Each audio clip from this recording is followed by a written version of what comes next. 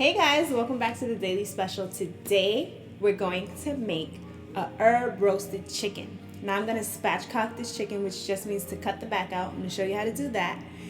And it's going to be juicy, delicious, and super flavorful. Let's hop right onto it.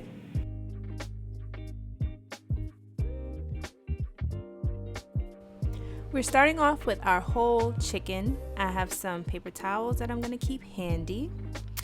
And now I'm going to show you how to spatchcock. So you need a pair of kitchen shears or kitchen scissors.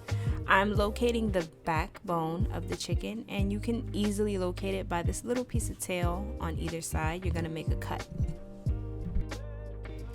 I'm going to cut up the length of the backbone on both sides of that little tail piece.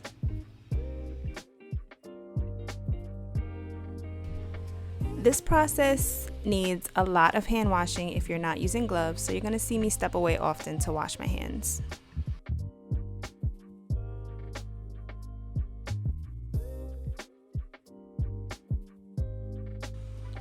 So you see how easy that was. We got the back out, and now I'm just wiping out some of the stuff that I don't want in there, any leftover organs or any fat that I don't want.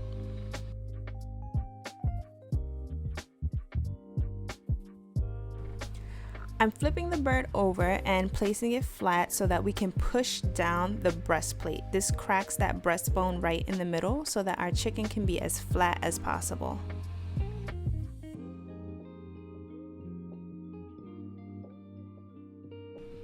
Now I have 6 tablespoons of sofrito. If you don't have sofrito, you can use a mixture of onions, garlic, bell peppers, and cilantro.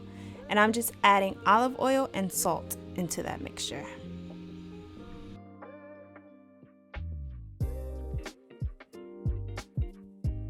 This part is totally optional because I know not everyone has access to this seasoning, but it's just something I found in one of those Home Goods or Marshall's kind of stores, and it's an orange and ginger seasoning, and I'm just adding some of that.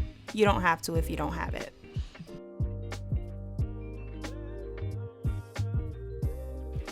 Now I'm just mixing everything together until it's well combined.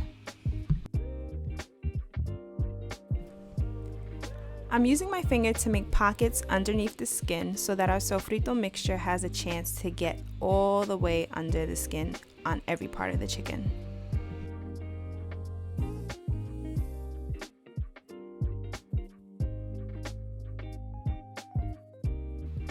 I'm taking the sofrito and I'm starting to stuff my chicken. You're going to see me fill up the pockets and then push down using the top of the skin so that it reaches all around the chicken.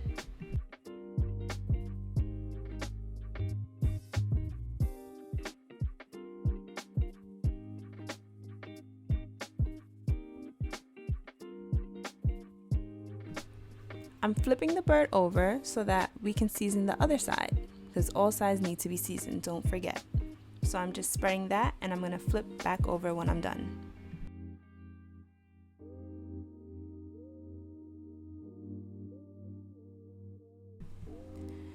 At this point, I'm going to clean up my mess. We want to be very sanitary when it comes to chicken, and wash my hands, and then return the chicken that I have placed on a baking rack on top of a baking sheet lined with foil. I'm patting off all of the excess moisture off of the skin. This way, this gives the chicken a nice chance to get crispy. And I don't want any sofrito on the skin because that will burn in high temperature. So I'm just going to season the outside with kosher salt and pepper.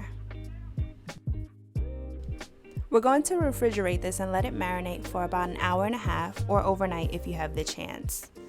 After removing your chicken from the refrigerator, let it come to room temperature before inserting it into a 400-degree preheated oven. You're going to roast this for an hour and 15 minutes. At this point, our chicken has been in the oven for about an hour and 10 minutes, so I'm going to baste it and check if the temperature is at 165 degrees. I'm giving it another 5 minutes and it should be perfect.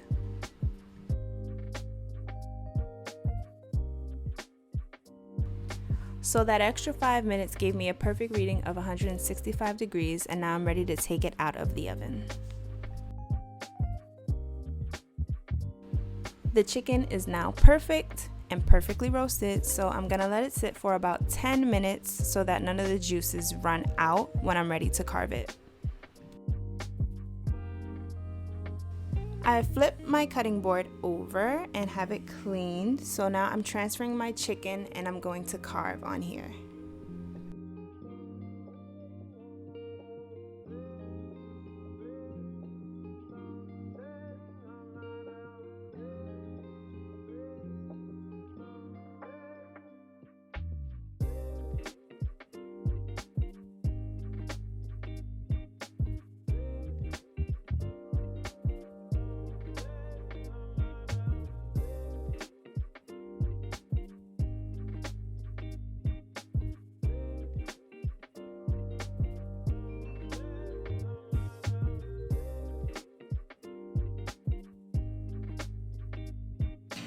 Here we have our chicken, and I just put it with some rice and some avocado because I love avocado. Let's taste it.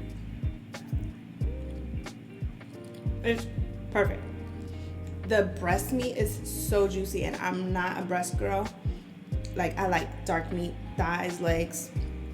But when you cook it to that perfect 165 degrees, it hits every time. It worked. It worked for me. It worked for me. I love food. Honestly, I don't know what life would be like without food. It would be a bland life. Are you guys ever hungry after cooking? Like, can you eat right after cooking, or do you have to take a break? Usually I have to take a break because during cooking, I'm tasting everything and I'm picking. And so it's like I have a whole meal while cooking the meal. But sometimes when it's good enough, I need a plate as soon as it's done. Thank you for watching. I hope you try this recipe out, and if you do, let me know, send me pictures, and I'll see you guys next time. Bye.